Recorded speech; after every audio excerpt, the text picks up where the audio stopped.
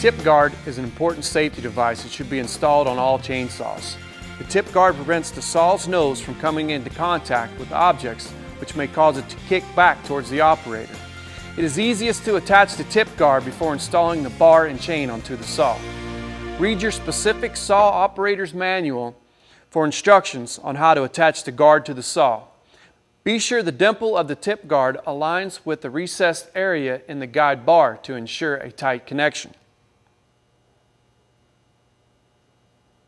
Begin by installing the bolt through the rear hole of the guard and the front hole of the guide bar.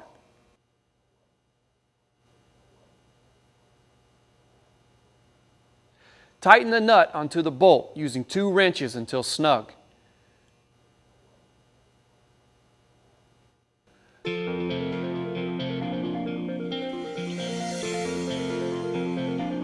Make sure the tip guard lays snug against the bar and tighten an additional 1/8 turn.